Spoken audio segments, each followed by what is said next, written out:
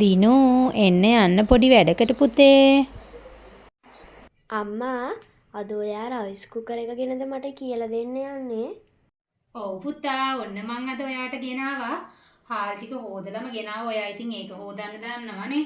ඒකෙන් බලමුකෝ අපි දැන් කොහොමද බත් එක තියාගන්නේ කියලා. ඔන්න පුතා අපි වතුරක් දාලා තියෙන්නේ. ඔයා බලන්න මේ ගානට තමයි වතුර තියන්නේ හොඳේ.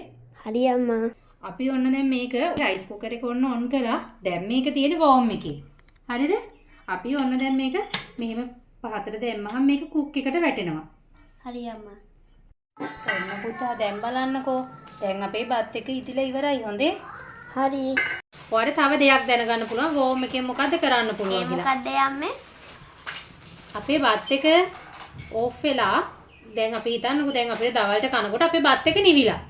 හරිද? එතකොට අපිට පුළුවන් බත් එක පොඩ්ඩක් රත් කරගන්න.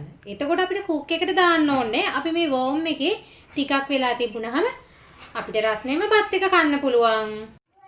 ඔන්න අපි දෝනිට බත් එක උයන්න කියලා දුන්නා වගේම ඔයාලා දන්නවද අපි මේකෙන් වෝම් එක ගැන තමයි අද අරගෙන ආවේ.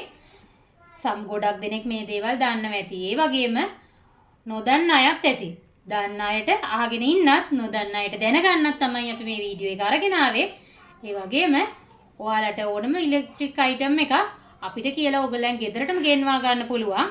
ඒ ඔයාලට ඒ වෙනුවෙන් අපිට කෝල් එකක් හරි WhatsApp message එකක් හරි දෙන්න 075 95 60 322 අපේ නම්බර එක.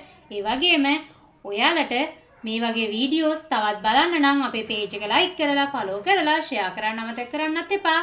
එහෙනම් අපි ගිහින් එන්නම්. bye.